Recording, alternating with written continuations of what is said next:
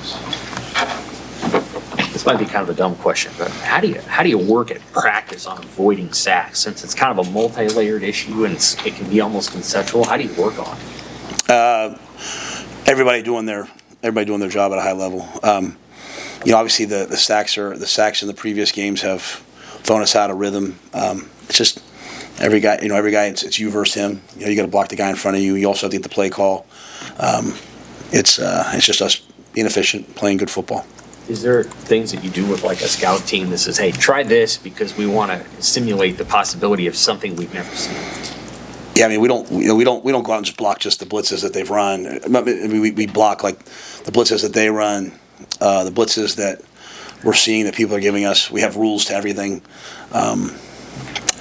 It's going to come down to our players making plays. I think that's the greatest gift you can give as a coach.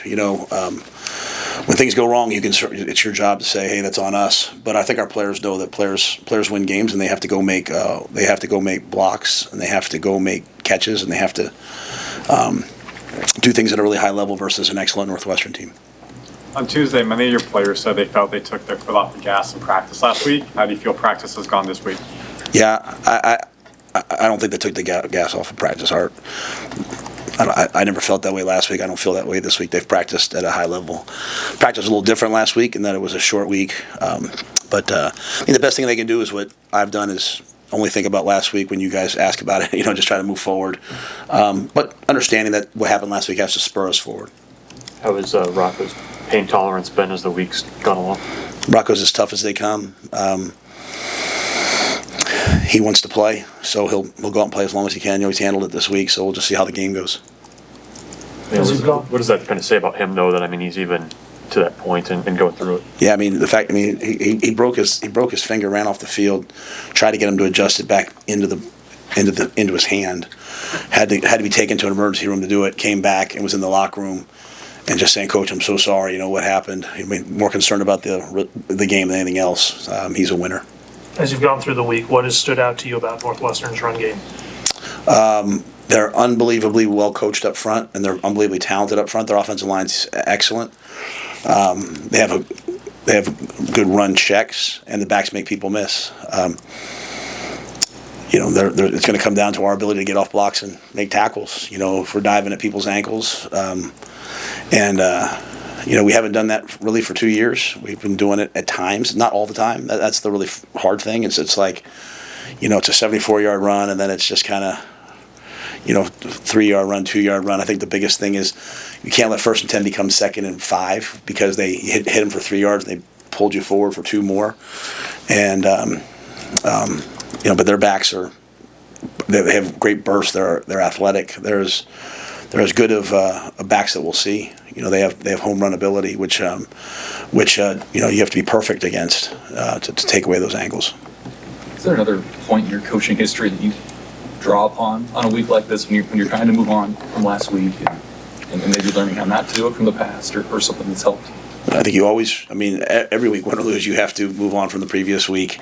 As I said, the only time I think about last week is when I'm sitting here with you guys, and I mean respectfully, like, my whole week is on Northwestern, right? If we would have won last week, if we would have lost last week, if what happened last week changes your level of preparation, then you weren't doing enough to begin with. And so our guys work really hard.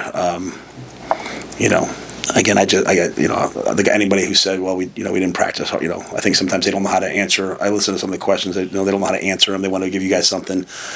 We got in the game last week, and it was a close ball game deep into the third quarter, which we have to become very comfortable with. Maybe we didn't expect that, which is all we expect. But they know what's coming in here. They know that this is a team that's won 4 straight. Went to Happy Valley and beat Penn State, shut out Purdue, beat a hot UCLA team. They know how good Northwestern is.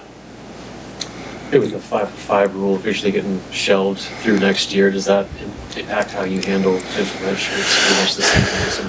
Yeah, we had indication that it would probably. At one point, I said I thought it would pass, and then it kind of swung the other way. And I think in talking to leadership, I think people think it'll get passed eventually. So you think about the guys that the Pierce Mooberries and guys like that got to their 4 games, and then the Willis McGahees. Sure would love to have those guys playing a couple snaps and thinking like, hey, in the future. I'm very grateful for the parents, the people that I coached. I had one really great set of parents say to me, Coach, what would you do if it was Bryant? And I had to really think about that. And I said, I would probably redshirt him because I can't guarantee you that 5 for 5 will go through. It'll just be a shame if someday we look back and kids could have played another 8 games, even if it was just a small amount.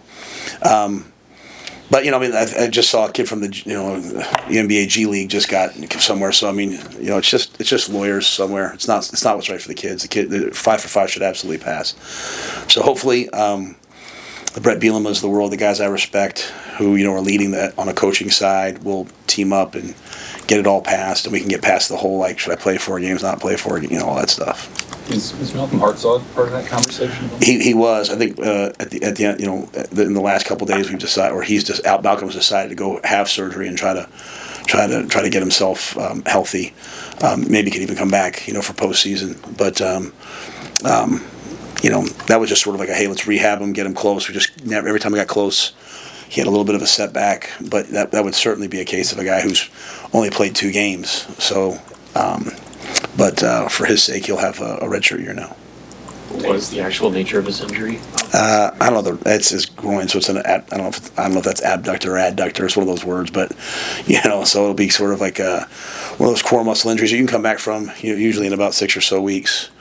But you're asking kids to make bets on the future that they don't know. And so honestly, it'll probably take someone like last year going to court and suing to have the rule be remedied. And I know like our basketball coaches, our football coach, we're all trying to figure out hey, as you're taking care of coaching your team as best you can this year, but getting ready for next year, hey, what will that mean?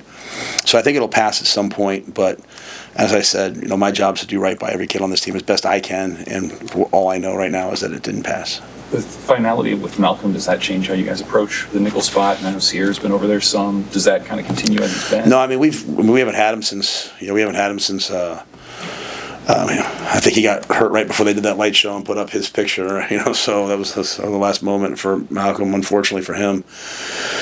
So we've gone full board with Sierra's the nickel, Donnie and Marshall the corners, and then Amari and Jeremiah ready to roll, and Jameer Khan got in the last game, played well, so those will be our guys, and I'm pretty sure everyone's banged up at this point of the year. Pretty sure Northwestern has some guys that are banged up. I don't know. It comes down to a war of wills and who wants to play. And so, guys like Rocco, give me great V9, give me great hope. Anything else? All right, thank you guys. Thanks.